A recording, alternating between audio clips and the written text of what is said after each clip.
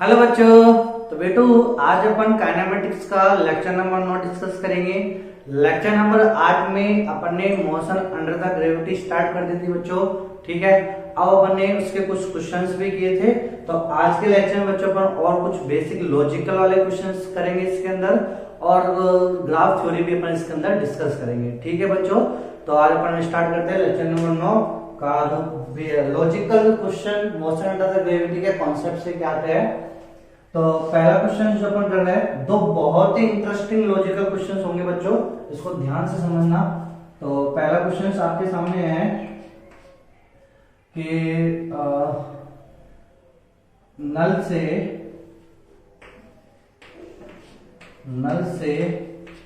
पानी की बूंद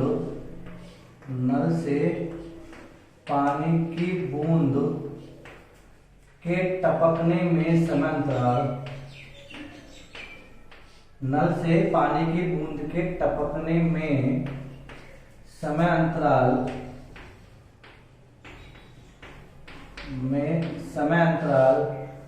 1 सेकंड का है, 1 सेकंड का है।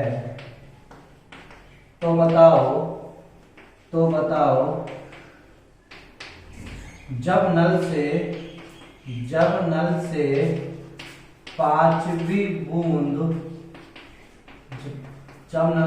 पांचवी बूंद टपकती है तो बताओ जब नल से पांचवी बूंद टपकती है तो दूसरी व तीसरी बूंद के द्वारा चली गई, दूसरी व तीसरी बूंद के द्वारा चली गई दूरी क्या होगी? चली गई दूरी क्या होगी?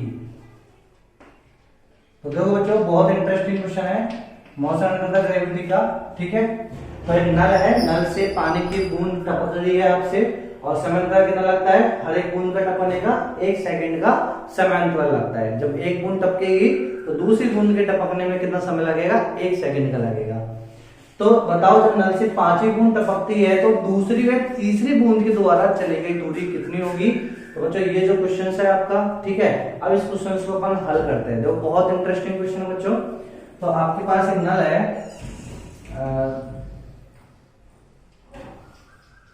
बच्चों ये आपका बेटू नल बना दिया अपन ने, ठीक है। ऐसे सड़ा सा नल अपन ने बना दिया, कोई बात नहीं बच्चों, ठीक है। तो इस नल से जो पानी की बूंद टपक रही है, तो बच्चों ये जो पहली बूंद है, ये पहली बूंद जब टपकेगी तो कितना समय लगेगा पहली बूंद का टपकने का?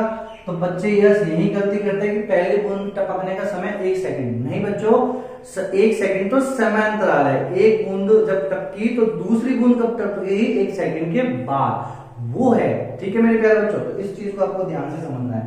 तो जब पहली बूंद टपकेगी तो समय लगेगा t बराबर 0, ठीक है। समय शून्य पे पहली बूंद टपक गई, तो और पहली बूंद टपक गई भाई समय शून्य पे, ठीक है। फिर जब उसके बाद दूसरी बूंद आएगी तो ये पहली बूंद आ गई, भाई टपक गई, ठीक है।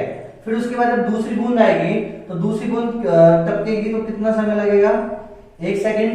जब दूसरी बूंद टपकेगी तो कितना सेकंड लगेगा? 1 सेकंड। तो 1 सेकंड किसमें? दूसरी बूंद में, ठीक है बच्चों, समझ आया। तीसरी बूंद जब टपकेगी, ये पहली हो गई, दूसरी, तीसरी बूंद टपकेगी तो कितना समय लगेगा बच्चों? 2 सेकंड। चौथी जब टपकेगी तो कितना समय लगेगा? 3 सेकंड। और पांचवी जब टपकेगी तो समय लगेगा कितना? 4 सेकंड। समझ आया बच्चों? तो पांचवी बूंद टपकेगी तो पांचवी बूंद के टपकने में समय कितना हो गया? 4 सेकंड। तो ये आपको समझना है। पहली बूंद 0 सेकंड, दूसरी 1 सेकंड, दूसरी बूंद को टपकने में कितना समय लग गया? 1 सेकंड, ठीक है। तीसरी बूंद को टपकने में 2 सेकंड, चौथी बूंद को टपकने में 3 सेकंड, पांचवी बूंद को टपकने में 4 सेकंड।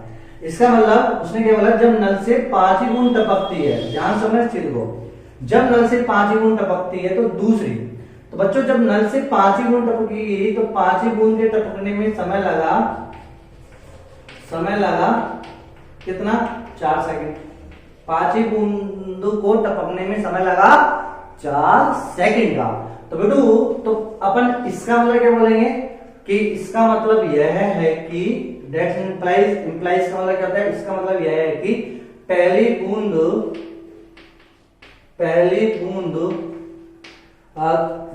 बूंद के टपकने में टोटल कितना समय हो गया। जब 5वीं बूंद टपकेगी तो टोटल समय होगा 4 सेकंड। इसका मतलब पहली बूंद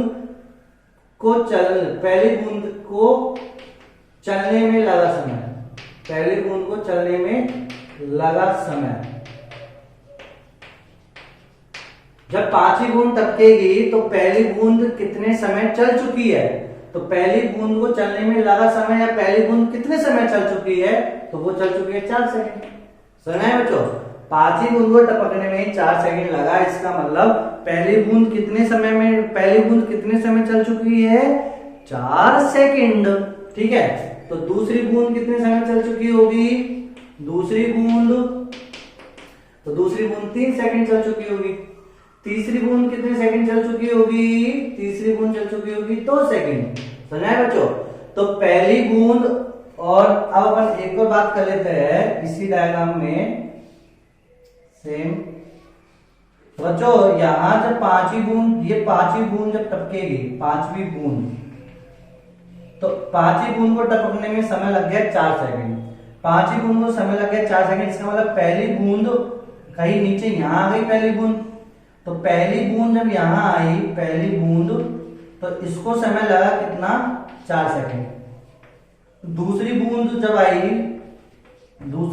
जब आई तो इसको टोटल समय लग चुका 3 सेकंड। तीसरी बूंद जब हुई यहाँ पे तो उसको लग चुका 2 सेकंड। ठीक है, और आपसे बोला है कि 2वीं बूंद और तीसरी बूंद के बीच की दूरी, ये दूरी आपको ज्ञात करवाना है। तो बच्चों चलिए आपको ये वाली दूरी निकालनी, तो आप कैसे निकालोगे, कितना समय लगा यहां से यहां तक इस बूंद का, 2 सेकंड, और ये वाला समय कितना लगा, t बराबर 3 सेकंड। ठीक है, तो डिफरेंस निकालना है हमको ये वाला। तो बच्चों 2 सेकंड में दूरी जो होगी कितनी होगी, x बराबर हाफ at स्क्वायर, x बराबर हाफ gt स्क्वायर, ये होगा, ये कितनी दूरी। ठीक है, समझ में आया ना, बूंद टपकती है तो 0 से ब्रेक लेते हैं अपन, तो गति का दूसरा समीकरण लगाएंगे, x बराबर ut plus half gt square, उसमें u 0 रखेंगे तो x बराबर हाफ gt स्क्वायर। तो यहां से x बराबर 1/2, g की वैल्यू 10, और t कितना है बच्चों 4, स्क्वायर 2 का स्क्वायर 4, तो ये कटेगा तो 5 चौका 20। इसका मतलब ये वाली जो 2 सेकंड में कितनी तय कर चुकी, कितनी दूरी, 20 मीटर, तो ये हो गए 20 मीटर। अच्छा इसी प्रकार हमको तीसरी वाली निकालनी है, भला ये 3 सेकंड में कितना हो जाएगा, तो 3 सेकंड में हो जाएगा बच्चों 1/2, g यानी 10, t यानी 9। ठीक है, 3 का स्क्वायर 9, तो इसको काटेंगे 5 9 पंजू 45 मीटर। यानी आपकी जो दूसरी बूंद है, दूसरी बूंद वो 3 सेकंड चल चुकी है और टोटल कितनी दूरी हो गई उसकी, 45 मीटर। और तीसरी जो बूंद है वो 2 सेकंड चल चुकी है और उसकी दूरी कितनी हो गई, 20 मीटर। आपसे पूछा है इन दोनों के बीच में दूसरी और तीसरी बूंद के द्वारा चली गई दूरी, तो दूसरी व तीसरी बूंद के द्वारा चली गई दूरी तो ये हो गई। अच्छा आपसे पूछ रहा है दूसरी व तीसरी बूंद के बीच की दूरी। ठीक है, तो बीच की दूरी कितनी जाएगी, 45 माइनस 20, तो आपका आंसर जाएगा 25 मीटर। तो मेरे प्यारे बच्चों आई थिंक आपको ये क्वेश्चन समझ में आ जाना चाहिए, नहीं आया है तो आप एक बार वीडियो को रोक के खुद से सॉल्व करो, क्वेश्चन को अच्छे से पढ़ो। ठीक है बच्चों, तो इसको अच्छे से उतारो।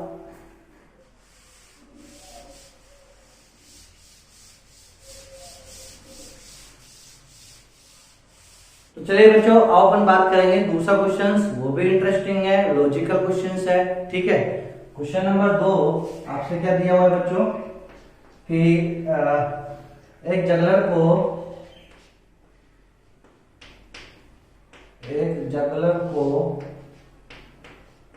ठीक है बच्चों, जगलर क्या होता है अभी मैं आपको समझाता हूँ ये बात भी।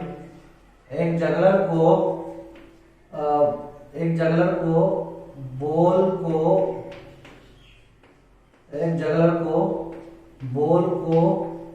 एक हाथ से दूसरे हाथ पर लेने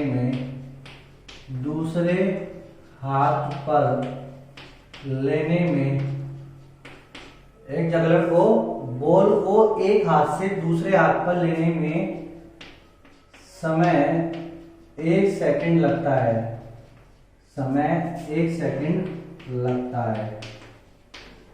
यदि जगलर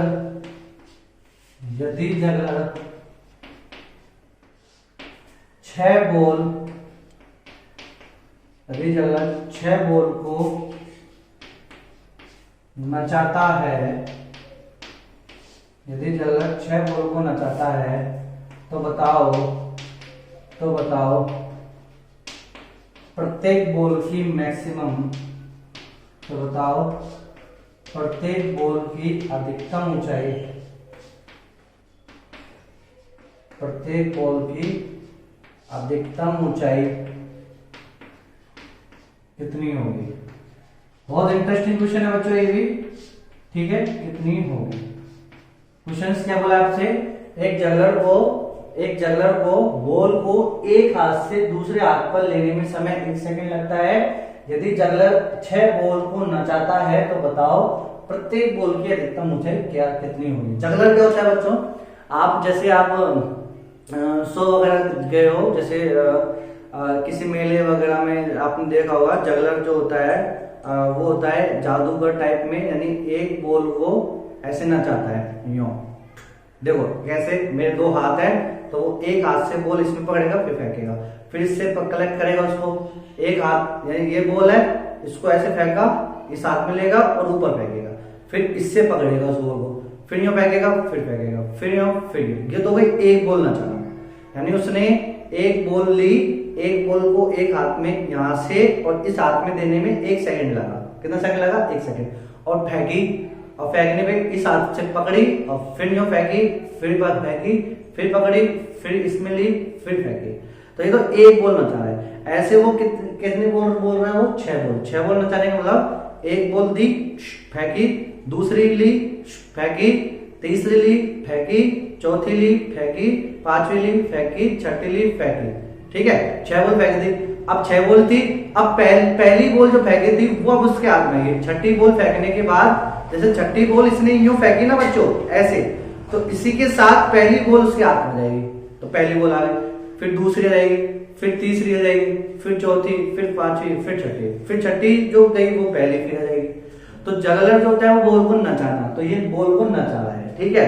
अब अपन इसको करेंगे, देखो 6 बॉल उसने ली, तो बच्चों देखो पहली बॉल जब उसने ली हाथ में तो पहली बॉल को फेंकी, ठीक है, पहली बॉल को फेंकने में कितना समय लगेगा, 0 सेकंड। ऑब्वियसली बात है, एक बॉल वो फेंक रहा है, बॉल को एक हाथ से दूसरे हाथ पर लेने में समय 1 सेकंड लगता है, तो दूसरी मतलब एक हाथ में बॉल जो फेंकने वाला हाथ ना, और एक जिसमें बॉल रखी हुई है, एक हाथ जिसमें बॉल रखी हुई है ये बॉल को कैच करता है, दूसरा हाथ जिससे वो बॉल फेंकता है, ठीक है बच्चों। जब वो एक हाथ से बॉल कब फेंकेगा, मतलब एक हाथ में ये वाले हाथ में बॉल कब रखेगा, जब वो एक बॉल फेंक चुका हो तभी तो रखेगा, समझ आया बच्चों। तो जैसे उसने एक बॉल फेंकी तो दूसरी बॉल को देगा, दूसरी बॉल यहां देगा, एक बॉल जैसे ये एक बॉल है इसको फेंकी, ठीक है, अब ये हवा में गई, ऐसे हवा में गई, तब तक ये हवा में गई तब तक वो दूसरी बॉल इसमें ले लेगा, तो 1 सेकंड लगा, ठीक है। पहली बॉल को फेंकने में 0 सेकंड, दूसरी बॉल को फेंकने में, दूसरी बॉल को फेंका कितने सेकंड बाद, 1 सेकंड बाद, तीसरी बॉल को फेंका कितने सेकंड बाद, 2 सेकंड बाद, चौथी बॉल को फेंका कितने सेकंड बाद, 3 सेकंड बाद, पांचवी बॉल को फेंका कितने सेकंड बाद, 4 सेकंड बाद, 1 सेकंड अंत कम है ना। छठी बॉल को फेंका तो 5 सेकंड, ठीक है। जब वो छठी बॉल को फेंकेगा तो कितने सेकंड लग गए उसको, 5 सेकंड। इसका मतलब छठी बॉल को फेंकने में यदि 5 सेकंड लगे तो जो उसने पहली वाली बॉल फेंकी शुरू में वो अब तक 5 सेकंड चल चुकी है हवा में, नहीं समझ में आया बच्चों। और जो दूसरी बॉल फेंकी वो अब तक 4 सेकंड चल चुके हैं, वही नल वाला सिस्टम है बच्चों ये, ठीक है बेटू, समझ में आया मैं क्या कह रहा हूं आपसे, कि छठी बॉल को फेंकने में उसको लगा 5 सेकंड, फिर जब वो 7वीं बॉल फेंकेगा तो बच्चों 7वीं बॉल नहीं है, 6 बॉल है, तो 7वीं बॉल कौन सी आएगी, जो पहली बॉल आ जाएगी उसके हाथ में वो फेंकेगा, फिर वो समझाए बच्चों। तो इसका मतलब यदि छठी बॉल को फेंकने में 5 सेकंड लगा तो पहली बॉल उसके हाथ में आ चुकी है। यहां छठी बॉल को जैसे उसने फेंका, ध्यान समझना इस चीज को बेटू एक बार और, छठी बॉल को फेंका 5 सेकंड लगा और छठी बॉल के बाद उसकी पहली बॉल यहाँ हाथ में आनी चाहिए। छठी बॉल के फेंकते ही पहली बॉल आ जानी चाहिए इसके हाथ में, तभी तो फिर पहली पास कराएगा। तो छठी बॉल को फेंकने में 5 सेकंड लगा तो पहली बॉल आ गई। इसका मतलब पहली बॉल कितने सेकंड चल चुकी है, पहली बॉल का उड़न काल, टोटल टाइम ऑफ फ्लाइट पहली बॉल का कितना हुआ बच्चों, 5 सेकंड। समझ आया बच्चों? तो इसको ओरली अपन बोलते हैं तो क्या बोलेंगे अपन, पहली बॉल का टाइम ऑफ फ्लाइट, पहली बॉल का टाइम ऑफ फ्लाइट यानी टोटल उड़ चुकी है टाइम ऑफ फ्लाइट कितना हो गया, 5 सेकंड। भाई समझ आया बच्चों? छठी बॉल जब उसने फेंकी तो 5 सेकंड लगा, और जब छठी बॉल के फेंकते के साथ ही उसके हाथ में पहली बॉल आ जानी चाहिए दूसरे वाले हाथ में, ठीक है। तो टोटल टाइम ऑफ फ्लाइट कितना हो गया, 5 सेकंड का। पहली बॉल का टाइम ऑफ फ्लाइट कितना हो गया, 5 सेकंड। ठीक है मेरे प्यारे बच्चों, समझ में आया? कोई दिक्कत है क्या? चलो, टाइम ऑफ फ्लाइट का सूत्र बच्चों मैंने आपको बोला था कि आधी रात को भी याद होना चाहिए, t बराबर 2u/g होता है, t बराबर 2u/g। t की वैल्यू कितनी है, 5 बराबर 2u, g की वैल्यू कितनी है मेरे प्यारे बच्चों, 10। तो काटेगा तो u बराबर 25 मीटर पर सेकंड आ गया। तो प्रारंभिक वेग कितना आ गया, 25 मीटर पर सेकंड, यानी उसने जो पहली बॉल की रफ्तार दी है वो कितनी दी है, 25 मीटर पर सेकंड। ठीक है बच्चों, अब ठीक है बेटू, अब मुझे निकालना क्या है, मुझे तो क्या निकालना है, अधिकतम ऊंचाई। ठीक है, तो अधिकतम ऊंचाई का सूत्र क्या होता है बच्चों, u मालूम है, अधिकतम ऊंचाई तो h बराबर होता है u²/2g, u²/2g। u कितना है, 25 का स्क्वायर करेंगे 625, 2 g कितना है 10, 20, 62 में 2 का भाग आएंगे, 62×50 तो 31.25 metre is the right answer. तो पहली बॉल की अधिकतम ऊंचाई कितनी होगी, 31.25।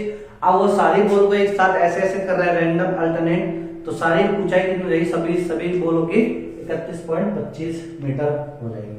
ठीक है मेरे प्यारे बच्चों, ठीक है बेटू। बहुत दूसरा क्वेश्चन भी बहुत इंटरेस्टिंग क्वेश्चन है, तो इसी प्रकार आप खेलते चलो, 5 बॉल ले लो, आधा सेकंड ले लो। ठीक है, तो ये आपको याद रखना है। 2 बड़े इंटरेस्टिंग क्वेश्चन अपन ने कराए थे, ठीक है, मोशन अंडर ग्रेविटी के ऊपर। चलो अब अपन बात करेंगे बच्चों किसका, आप कुछ मोशन अंडर द ग्रेविटी में ऊपर से फेंकने वाले, ठीक है, मीनार से। अभी तो अपने ग्राउंड से फेंके, अपन बात करेंगे मीनार से। तो बच्चों इसको नोट डाउन करो।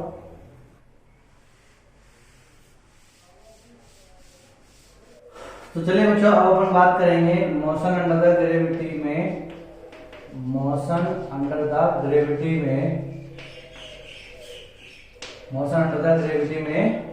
h ऊंचाई से अपन ड्रॉप करेंगे ना, मोशन अंडर द ग्रेविटी में ड्रॉप्ड फ्रॉम h ऊंचाई, ड्रॉप्ड फ्रॉम h हाइट।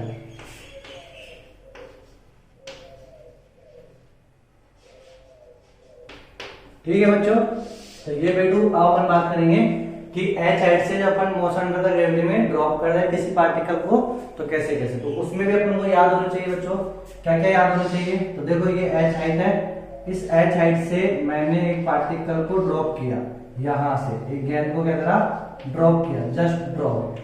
तो बच्चों, तो बेटू जब मैं ड्रॉप करूंगा तो u कितना हो जाएगा, इसका 0 हो जाएगा। ठीक है, और जहां से अपन ड्रॉप करते हैं उसको मैं क्या कंसीडर करता हूँ, ओरिजिन 0,0, और ऊपर आने वाली जितनी भौतिक राशि है उसे अपन पॉजिटिव लेंगे, और नीचे वाले को अपन क्या लेंगे, नेगेटिव लेंगे। ये चीज मैंने आपको समझा चुका बच्चों। ठीक है, अब आपसे क्या क्या बोला जाएगा, आपसे बोला जाएगा कि इस पार्टिकल को सतह पे आने में लगा समय। तो पहला क्वेश्चन तो आपसे क्या पूछा जाएगा, कण को सतह पर आने में लगा समय, कण को सतह पर आने में लगा समय,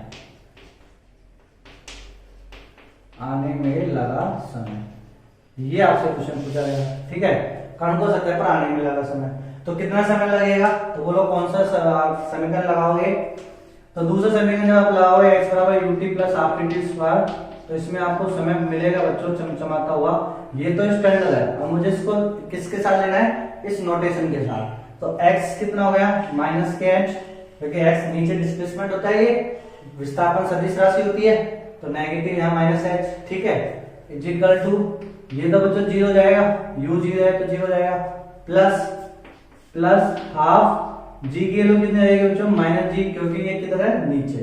ठीक है, यहाँ g नहीं होता, यहाँ a होता है, तो ये 8t²। ठीक है बच्चों, और t क्या जाएगा, t²। ठीक है, तो आने में लगा समय, तो बच्चों माइनस से माइनस कट जाएगा तो t बराबर कितना हो जाएगा, रूट 2h अपॉन जी, 2h अपॉन जी।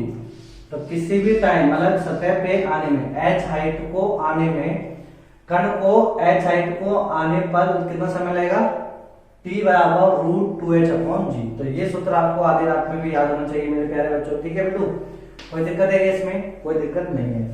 अच्छा, आपसे पूछा जाएगा रफ्तार बताओ, तो सतह पे रफ्तार बताओ इसकी, तो सतह पर स्पीड कितनी होगी, रफ्तार कितनी होगी, तो कण की सतह पर रफ्तार निकालनी है आपको, तो रफ्तार यानी स्पीड निकालनी है, तो क्या हो जाएगा बच्चों, 30,000 एंगल लगा लो, v square minus u square बराबर 2gx वाला, ठीक है। अब इसको भी अपन चिन्ह के साथ लेंगे, ठीक है, तो बच्चों v स्क्वायर तो v हो जाएगा, u 0 हो जाएगा, 2g की वैल्यू कितनी है माइनस के g, x की वैल्यू कितनी है माइनस के h, माइनस प्लस, तो v बराबर कितना जाएगा रूट 2gh।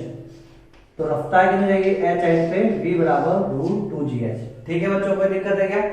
चलो अब आपसे कोई पूछा जाए किसी भी टाइम t पर रफ्तार बताओ पार्टिकल की, इस वाले पार्टिकल की, तो ऐसी सिचुएशन में किसी भी समय t पर, किसी भी समय t पर कण की रफ्तार तथा चली गई दूरी ज्ञात करो, ये और आपसे पूछ ले जाए, ठीक है बच्चों। तो किसी भी समय t पर कण की रफ्तार निकालनी है, तो बच्चों किसी भी समय, जैसे ये पार्टिकल यहाँ आया और यहाँ पे टाइम हो गया t, तो ये टाइम t है, तो इस टाइम t पर इसकी रफ्तार कितनी होगी नीचे, तो इसकी रफ्तार कितनी होगी बच्चों, तो इसकी रफ्तार होगी v dash is equal to gt, बस खत्म कहानी।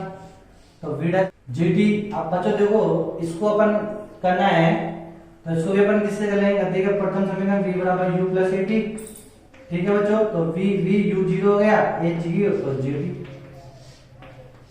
तो किसी भी टाइम t पे रफ्तार कितनी जाएगी, तो किसी भी टाइम t पर कण की रफ्तार जाएगी gt, और चलेगी दूरी, तो ये t समय में कितनी दूरी चली, तो ये दूरी बोलो बच्चों x बराबर ut plus half at square, तो x बराबर u तो 0 जाएगा, हाफ और कितना है टाइम कितना है t, तो हाफ gt स्क्वायर। तो किसी भी टाइम t पर कितनी दूरी चली, हाफ gt स्क्वायर। किसी टाइम t पे रफ्तार कितनी है gt, सतह पर कितना समय लगेगा रूट 2h अपॉन जी, सतह पर रफ्तार कितनी होगी रूट 2gh। तो ये सब चीजें आपको बच्चों आधी रात में भी सीधा याद होना चाहिए जब पार्टिकल को आपको ड्रॉ कर रहा हो, ठीक है मेरे प्यारे बच्चों, ठीक है बेटू, कोई दिक्कत है तो बोलो इसमें। चलो अब अपन बात करेंगे क्या, h हाइट से पार्टिकल को अपन ऊपर फेंकते हैं तब क्या होता है, ठीक है बच्चों। तो देखो बेटू, तो अब अपन बात करेंगे कौन सा, कि h हाइट है ये, और इस h हाइट से मैंने ये पार्टिकल को ऊपर फेंका u रफ्तार से, ठीक है। तो ये पार्टिकल को कितना समय लगेगा जमीन पे आने में, ऐसे आपसे पूछा है, ठीक है बच्चों। तो जमीन पे आने में कितना समय लगेगा और जमीन पे रफ्तार कितनी होगी, दोनों चीजें आपसे पूछी है। तो जैसे ही आपसे जमीन पे रफ्तार पूछेगा, यहाँ पे रफ्तार, तो आप पहला क्वेश्चन रफ्तार जो आपको निकालनी, तो v स्क्वायर माइनस के u स्क्वायर बराबर 2g की वैल्यू माइनस के g, h की वैल्यू माइनस के h, ये लिखोगे आप, तो कितना हो जाएगा v बराबर हो जाएगा रूट u स्क्वायर प्लस के 2gh। तो बच्चों देखो सेम कॉन्सेप्ट है, पहले जो आपके पास था, पहले आपके पास u 0 था, ड्रॉप किया था, u 0 हो गया तो रूट 2gh, अब u आ गया तो u स्क्वायर प्लस 2gh, तो ये चीज समझ आई। दूसरी चीज समय कितना लगेगा टोटल यहाँ पे आने में, समय कितना लगेगा, तो देखो तो समय की जब अपन बात करेंगे तो क्या करेंगे अपन, सेम x बराबर ut plus half at square वाला सूत्र लगाएंगे, और इसमें क्या करेंगे चिन्ह रखेंगे, चिन्ह के साथ लेंगे, तो जब चिन्ह के साथ लेंगे तो x कितना जाएगा माइनस के h हो जाएगा, नीचे ना ये मूल बिंदु 0,0 हो जाएगा, ऊपर वाले प्लस और नीचे वाले माइनस के लेने, तो u ऊपर है प्लस का, तो इस वाले केस में तो u ऊपर प्लस का है, तो ut प्लस हो जाएगा, प्लस हाफ a की और दोनों नीचे आएंगे, तो a कितना है माइनस के g और t स्क्वायर, ठीक है बच्चों। अब यहाँ करेंगे तो कितना जाएगा माइनस के 2h is equal to 2ut, और ये जाएगा माइनस के gt स्क्वायर, तो माइनस gt स्क्वायर को ले आओ तो कितना जाएगा gt स्क्वायर माइनस के 2ut प्लस माइनस के 2h, ठीक है बच्चों, बराबर 0। अब यहां से क्या जाएगा बच्चों, ये टाइम में द्विघात बन गया। टाइम में जब द्विघात बनेगा तो दो मान आएंगे। अब दोनों मान जब हमको निकालने हैं टाइम में, तो क्या आएगा, t बराबर माइनस, तो माइनस प्लस हो जाएगा, तो 2u plus minus root 2u का स्क्वायर बन जाएगा 4u स्क्वायर माइनस के 4gh, ठीक है, मतलब 4ac।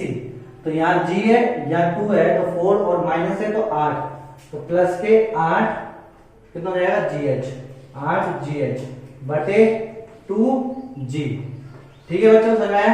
दो कॉमन लेके काट दूं तो t1, 2 कितनी हो जाएगी, u प्लस माइनस, दो कॉमन लेंगे, मतलब यहाँ से 4 तो 2 से 2 बढ़ जाएगा, तो रूट u स्क्वायर प्लस के यहाँ से अपन ने लिया तो बच्चों कितना जाएगा, 2gh बटे g, ये हो गया बच्चों।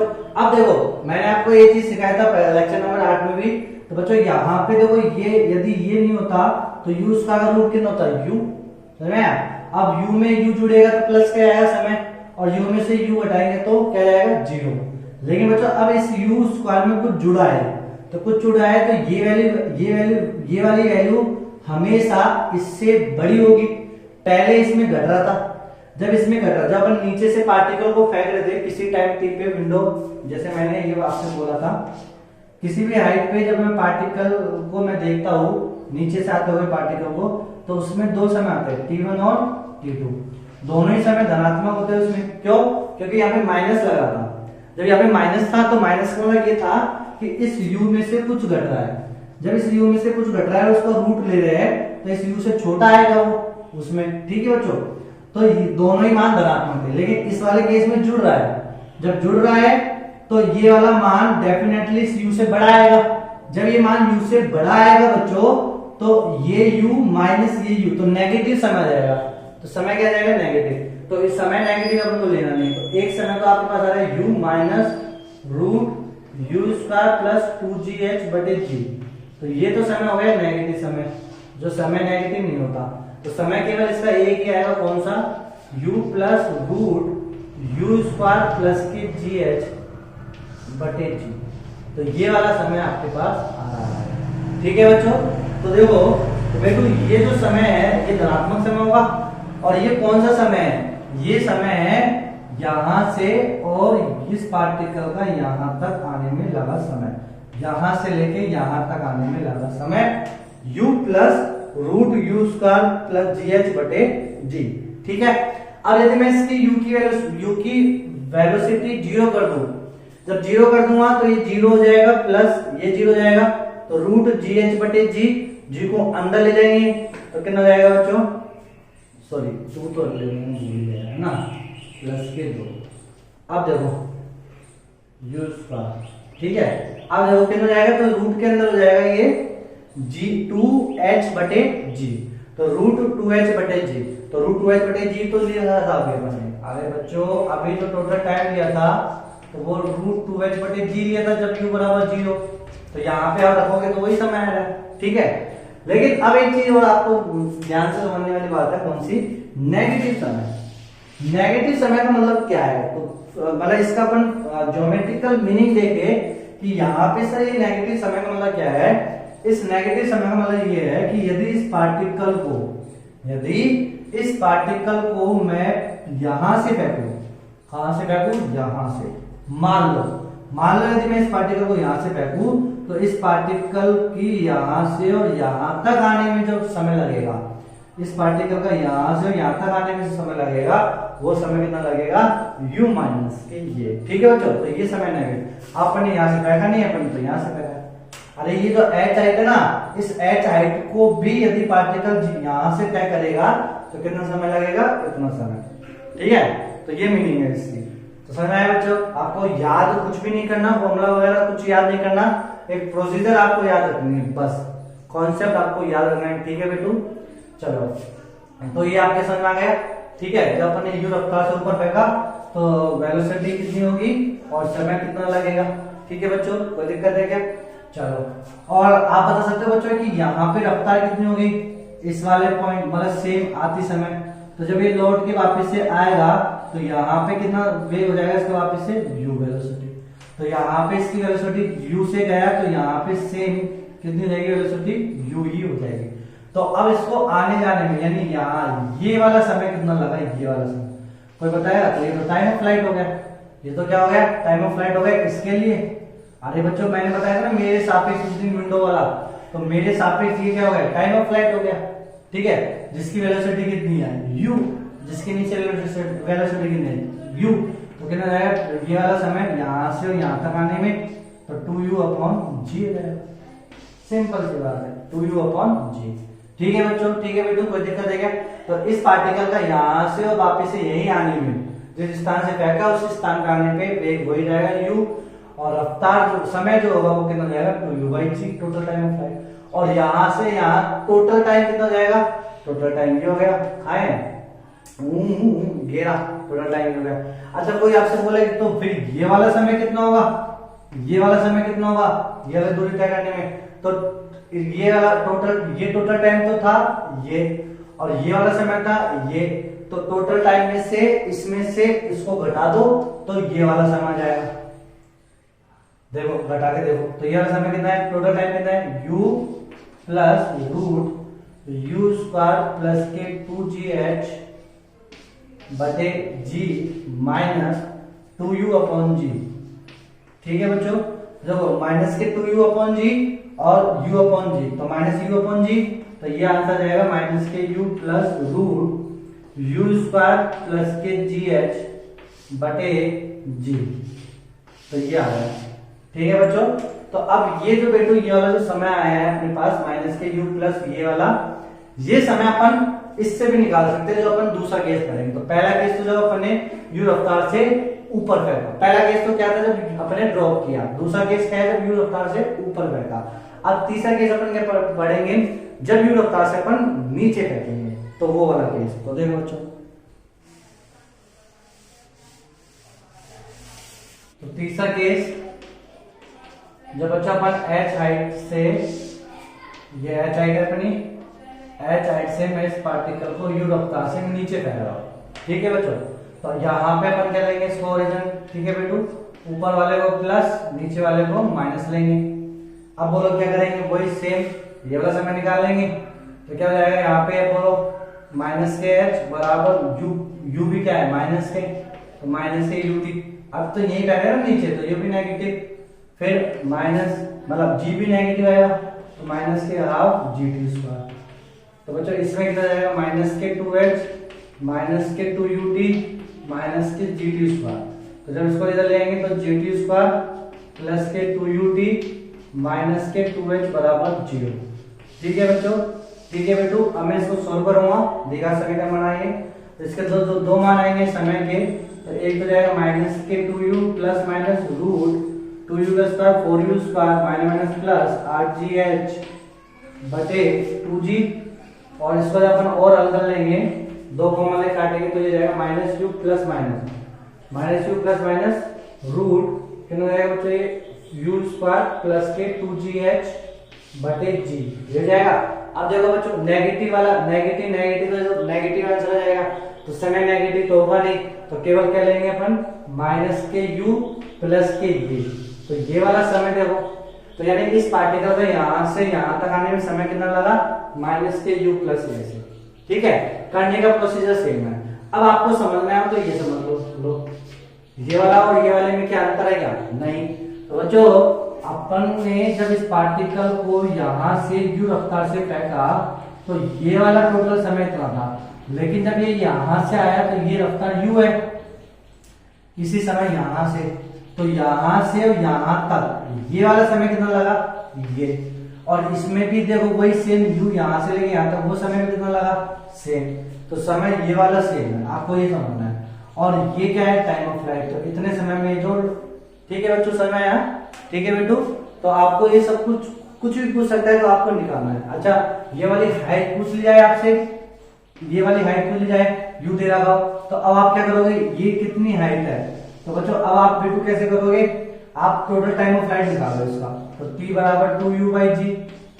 ठीक है, तो आधा टाइम कितना हो जाएगा, तो इसका t बराबर t/2 निकालें, यहाँ से u दे रखा है, g दे रखा है, तो t निकाल लेना, फिर स्मॉल t निकालेंगे t/2।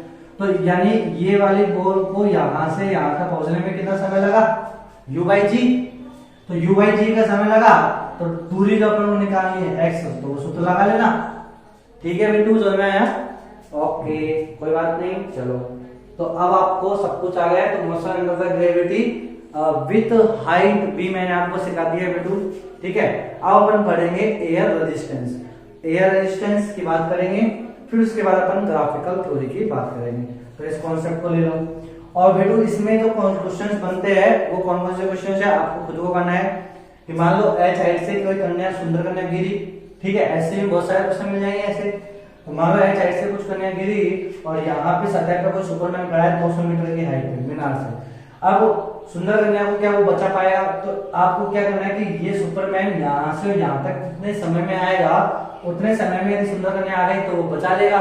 यदि मान लो सुंदर कन्या का समय कम समय में आ रही है और इसको यहाँ से यहाँ तक पहुंचने में समय ज्यादा लग रहा है तो फिर वो उसको बचा नहीं पाएगा।